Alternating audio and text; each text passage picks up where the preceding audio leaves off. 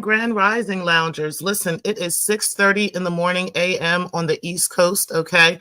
And I am waking up to some very, very interesting news today, okay? So as most people know who are waking up here on the East Coast and those who have woken up prior to us, Donald Trump will in fact be the 47th president of the United States. Before I went to bed last night, after looking at the results and kind of watching what was happening throughout the country, I was kind of determined already that he was going to win the presidency. Okay. And I'm not upset. I'm not angry. I'm not feeling any kind of way or anything. As a matter of fact, if I had to choose between the two of these two people, I would have chosen Donald Trump. Okay. And so that is where I stand with it. I am not necessarily a full-on Trump supporter. I don't agree with all of his tactics. I don't agree with everything concerning him, especially when it comes to the abortion thing. And I think that's the biggest issue that I have with him. But as far as other things are concerned, I'm not necessarily, dampened by what has happened. Okay. But I know that there's going to be a lot of very interesting kerfuffles going on today. A lot of people are going to be in their bag and their feelings, telling people that they should have voted this way and they should have voted that way. And if we had voted this way and if we had voted that way, this would have happened. But here's the issue that I've got with Kamala and why I did not vote for her. Okay. And why I'm kind of happy to see the results that I see today. Not that I'm necessarily, all, gung ho and excited about Donald Trump. But the problems with Kamala is her sincerity, right? I don't think she's a very sincere individual, especially when it comes to Black people and the Black community. She has been very clear with the Black community in regards to her feelings towards, helping Black people out of the plight that Black people have been in for over 500 years. And her and along with many other presidents have promised many things to our community and have failed to deliver. She had 4 years to deliver some of these things that her and Joe Biden talked about, especially here in Delaware at the Black churches and in other places. And they haven't done it, right? As a matter of fact, groceries have gone up to skyrocketing prices.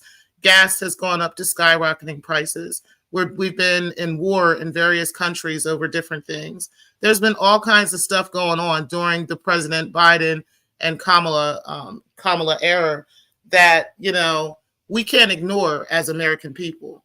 And so, where I stand with it is that the election has been won fair and square, that the American people have spoken, and this is where we stand. So congratulations to Donald Trump. It is what it is. Again, he is not my favorite cup of tea.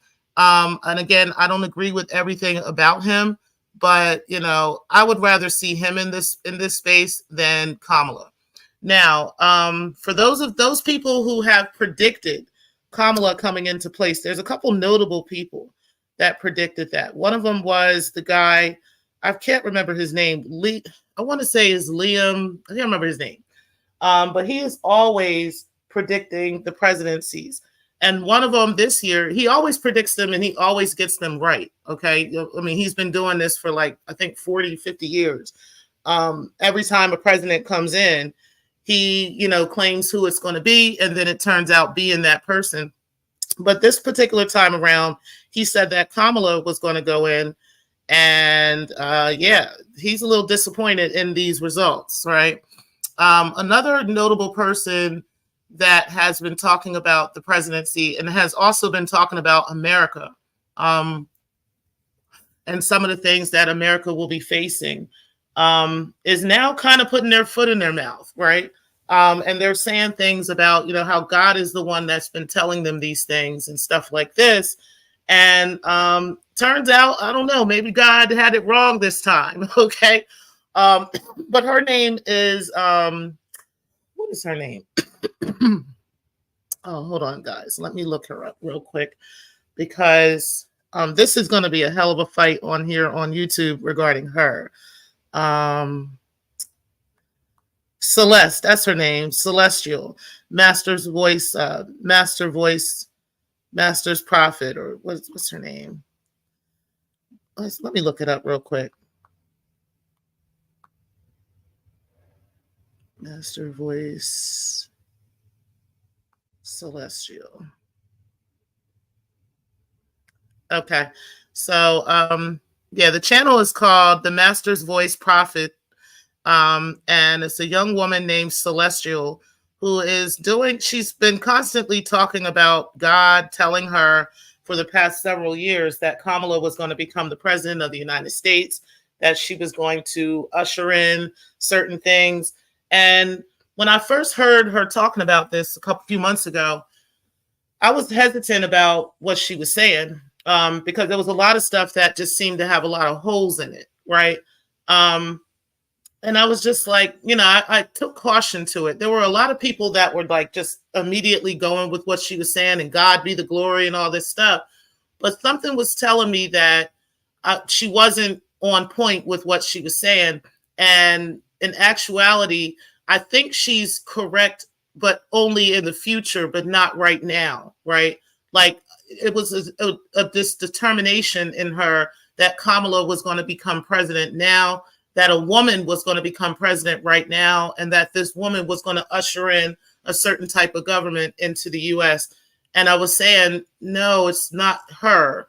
It might be, down the future. Kamala might even run in the future. I don't know, but it's not right now. And I just waited to see. And sure enough, this is where we stand. Okay. So I wonder what she's going to say. I wonder what all these other quote unquote prophets who have been fighting back and forth with her are going to say as well. One of the people that she did predict was going to be exposed was TD Jakes. And so I think that's why people were kind of going with this whole thing that she's been talking about regarding Kamala. But no, at this time around, I think you're wrong, sweetheart. But anyway, I'm actually about to get out of here, guys. Let me go ahead and talk to y'all real quick. TPZ, I appreciate you being in the building. Oh, what's up? That's Chat Lives. What's that, baby? You said, I agree. The idea that they are running Sleepy Joe for another term broke the public trust. Yes, I agree. I also think that they really were relying on the black vote this time around, the same way that the black vote kind of got Kamala and Joe into office. They really relied on the votes out of Philadelphia. They relied on the votes out of Pittsburgh. They relied on the votes coming out of the Atlanta metro area. They really relied on that because those particular areas really did push the presidency in the last election. But this time around, they have lost the trust of black people. They've lost the trust of people, and the early polls, were talking about that. It was actually showing those results that black people weren't as excited, about Kamala as I think they expected us to be. And that's kind of their fault because literally for 4 years, they've sat around and ruined this country. They've done a lot. I'm talking about immigration is on a rise. We've got women that have been attacked in Uber rides and all kinds of stuff because we've got all these undocumented people here. And I mean, let's be real. You know, there's a lot of shit that is going on out here that has happened under the nose of Kamala Harris. So I really don't know, you know, what they expected to happen at this point. You said, hey, Miss Murphy, I appreciate you being in the building. Hey, Carla Martin, appreciate you being in the building. You said, good morning, Miss T. Pre. A lot of folks will be in their feelings today. It's the economy for me. Exactly. The economy is in shambles, y'all. There's no way. Like, I'm telling y'all, I have six, y'all know I got 6 kids. Y'all know I have gone to the grocery store. That has been a thing that I love doing to make sure that the family has enough food and different things like this. I enjoy going to the store and picking out, you know, the good meats and picking out good food for the family. And, you know, lately in the past couple of years, I have literally found myself looking at the shopping belt, you know, at the grocery store, like I'm spending $100 and I have maybe 5 items, right? Like, like 5 things. I mean, and it's stuff that is way too expensive, you know? Like when you first look at it on the shelf, it's like, yeah, that's expensive. But all right, let me go ahead and put this in the cart, right? And then you go on and get whatever you get. And then by the time you get up there to you know, to go ahead and check out, you done spent like $300 and you literally have like 10 items, right? Like, ain't nobody got time for this shit, man. Nobody got time for this shit, okay? It got to the point where black people, we started thinking about creating our own farms, you know, creating crops and different shit like this. We started coming up with different strategic ways of how to live. And I think that's a good thing. I think we need to continue those kinds of conversations, right? I don't think Trump is going to fix that for us. I definitely think we're going to have to save ourselves when it comes to that. But ultimately speaking, the country has been in an uproar. It has been in shambles. Yes, I do think we have seen less police brutality against Black people. I do think we've seen that, right? But I don't think that's something that Biden did. I don't think that's something that Kamala did, right? I think there's strategic political agendas behind a lot of that stuff, right? But the bottom line is, ultimately speaking, if that is the only thing we can declare, you know, then I don't know, right? Our health is at an all-word low, right? When it comes to violence in our communities, it's at an all-word high.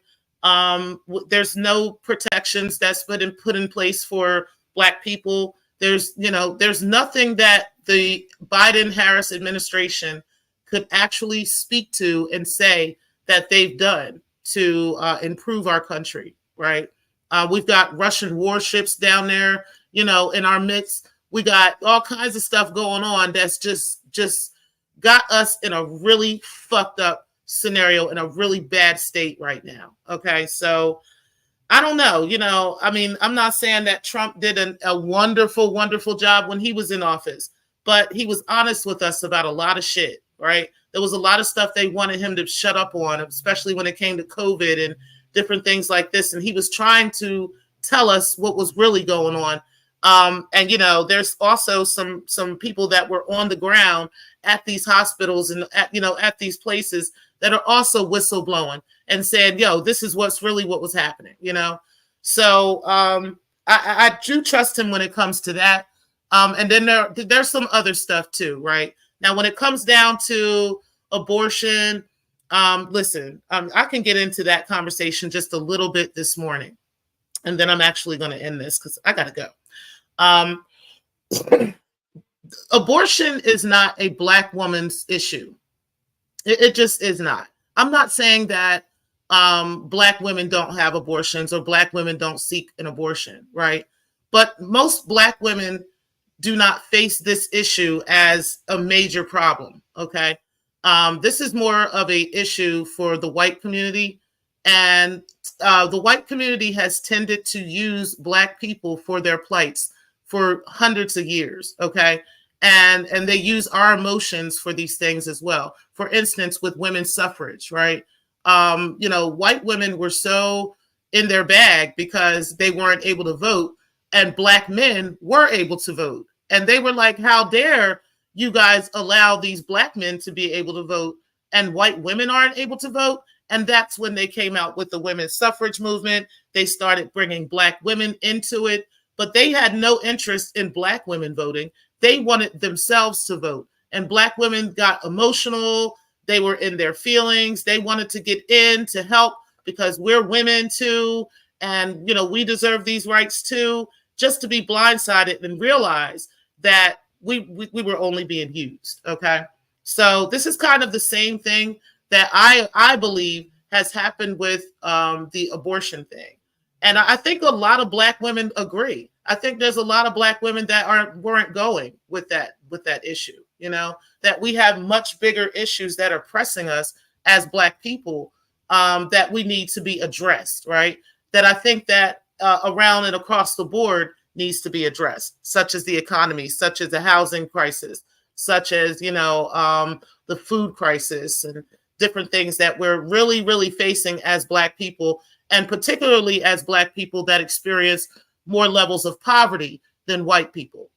So, you know, when it comes down to abortions, a second thing with that, let's talk about it. Black people as a whole would either do one of two things when it comes to an abortion.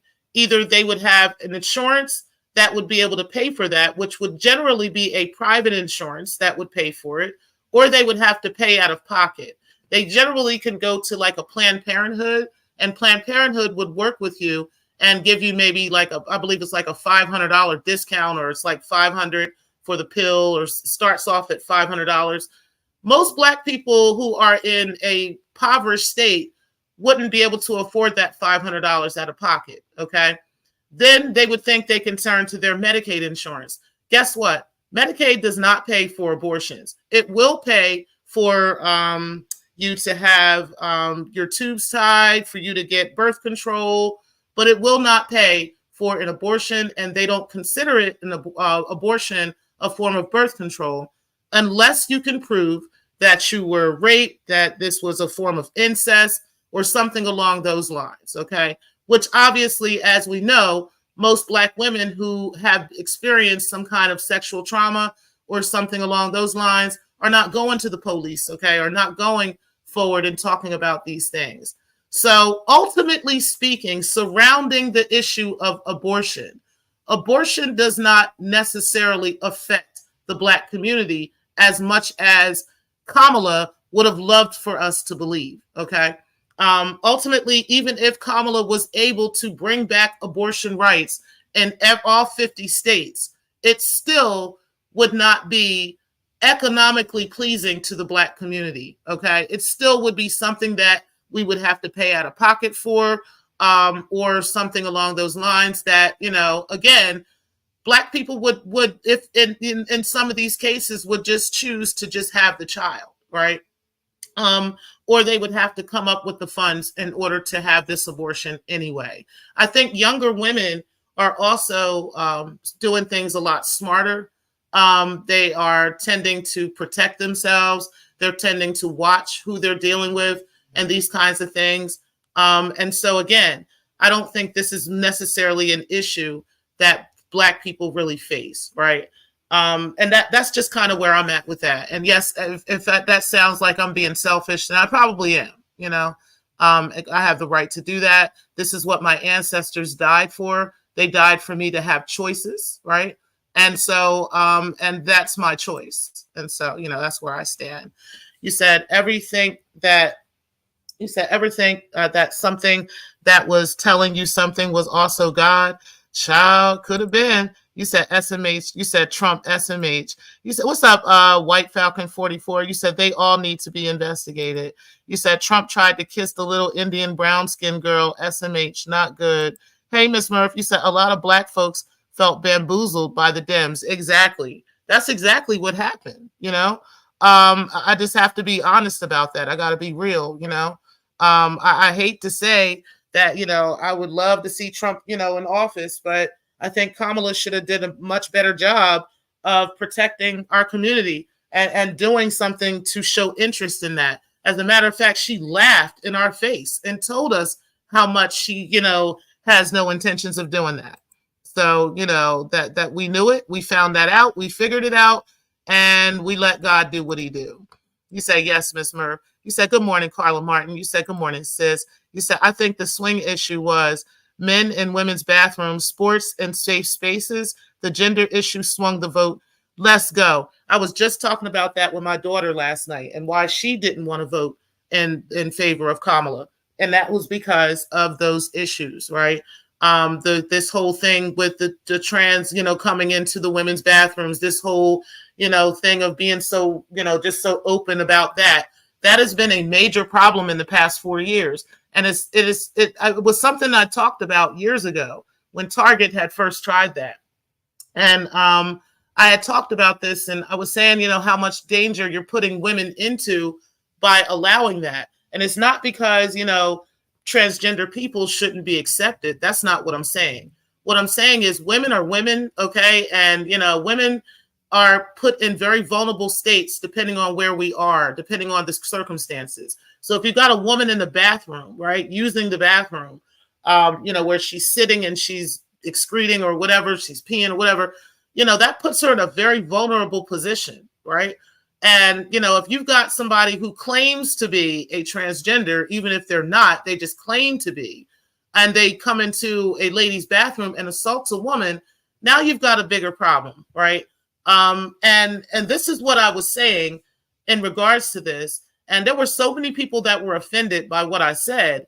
And I was like, y'all wait and see. And sure enough, in this during this presidency, we've had multiple situations like this where we've had men walking up in bathrooms with little girls in there, in bathhouses with little girls in there. He's naked, showing his stuff and all this stuff and everything. And then when the people complain, he just goes to them and says, well, I'm transgender. And they're like, well, we got to let him in there. And it's like, this is nuts, but they're flashing little girls and doing all kinds of stuff. Sure enough, this one person I'm talking about actually went to jail. Because it was the stuff he was doing was inappropriate. Just because you call yourself transgender doesn't mean you get to flash your stuff in front of little girls, right? That's not how that works. The same thing with, little boys, right? That's just not how that works. So I do believe that swung this as well. The sports issue where we've got men competing with women in sports, right? Because they say they are transgender, but their body structure, their body strength, their upper body strength, no matter how many hormones they've taken, just hasn't changed. And so therefore, competing against women is just nuts, right? I really do think that had a lot to do with why this is happening. You said $36 trillion of debt off the Afro-American Black people since how many years ago? History. You said TPZ, that too. Mm-hmm. You said, I wrote years before Trump that the U.S. needed a crazy isolationist president to bring back American manufacturing and reattach American jobs to the products Americans use, just like Japan. Exactly. You said, she tried trying to kick us out. Okay. You said, my baby mom aborted her baby at 15 years old. That's a problem. She's Black. So why is that a problem? I would like to know. Because obviously you're a man if you're saying that your baby mom aborted her child at 15 years old. Well, let me ask you this, right? Was she really in a mental condition, in a mental state to raise a child at 15 years old? What kind of father would you have been? What kind of grandparents would her parents have been? What kind of grandparents would your parents have been, right? What would have been the future for that child? Because a woman raising a child at 15 years old doesn't have the mental capacity to be a parent, okay? And so therefore, they'd be kind of forced into that lifestyle that could cause resentment to that child, which could have caused that child to be abused, which could have caused mental health conditions for that child later, which would have ultimately cost the economy later. So would you prefer her to raise a child that she resents and that she is now abusive to, or that you would have been abusive to, or someone else would have been abusive to? Or would you rather her have had an abortion and allow that issue to be finished. I don't know. This is why I don't think it's up to us to make those kinds of decisions. I also don't think that the U.S. government has a real say in that per se, because we can go from state to state. If we have to find an abortion, we will. There's been laws that were being voted on yesterday in those states as well, that the state is basically the ones that are making the decisions in regards to abortion. So again, abortion is not a Black issue, regardless of whether some Black people have had an abortion or not. It's not overall our biggest issue. He said, Jesus comes again as he did the first time. You know what Pharaoh did in Egypt, thou shalt not kill. Well, let's talk about Jesus and killing and the Bible, right? Because if you really want to get into Bible conversation, actually God killed more people in the Bible than the devil. Okay, so I mean, you want to, I don't think you want to debate with me about that. You said, I agree with your stance on abortion being a Black woman's issue, Miss T. Pre. Exactly. I'm just saying, you said, y'all killing the firstborn sons. This is the death furnace, the Matrix. Look up Matrix in 1828, Webster. You said, nah, the abortion stats say different. Black abortions are disproportionately to our percentage of the population. Yeah, I saw some statistics on that. I'd like them to prove those statistics though, because again, Black people are the ones that tend to be, our population is on the rise. We've got a lot more Black people in the country and around than we do whites. And so I'm tending to go with a different stance on that. Sometimes those statistics are not always honest, right? And then again, when you work in certain sectors and when you look at certain things, you already know what exists, right? What actually exists compared to raw data as compared to, some census reports or whatever other reports that they try to give. And I really am having a very hard time believing that Black people are having more abortions than whites. And if they were, I definitely think they would have fought the opposite direction with that, right? It's the fact that the white community is actually diminishing and white women are having abortions at a much higher rate than Black women. Now, per capita, if you talk about how many Black women are having an abortion in Philadelphia compared to how many white women are having an abortion in Philadelphia, then obviously because there's more Black people in Philadelphia, then obviously in that particular area, there might be more abortions, that they're statistically, right? In a place like Boise, Idaho, that might be, more Black people having an abortion compared to somebody in rural Idaho, right? So, it depends on where you're getting these statistics from. It depends on what they're combining, what they're quantifying, as statistics, what they're using, who they're using. So I'd be very cautious in believing those. You said, I'm curious to see how affordable healthcare will be affected. Yeah, me too. And groceries. Groceries is my thing, child. You said we were going to see a spike in the Black population in those states that make it difficult to get abortions. Watch. Yeah, how about that? Yep. You said many to point the blame. Biden's failure to drop out early, ineffective prosecution of Trump by the national media, Democrats and Kamala, the border, wasteful spending, unpopular progressive policies. Let's go. There's so many things we can blame today for why, right? You said, and the poetic part of that is those states that will see the spikes in Black population are the red states. Exactly. You said, if the man can't protect his woman, how can she support him? I agree. You said, well, women has to play their roles. The state has cut the head off the husband and given handouts and put the father in a bad state. Investigate the governors in the state. Well, I think that's up for debate. We've had that conversation before here at the lounge. So here's the thing about that, right? That can be a thing that you can point to. I think that's a deeper issue within the Black family, right? Whereas opposed to the government making Black men look bad and offering women $200 a month. I think, ultimately speaking, I don't think that that is really the problem.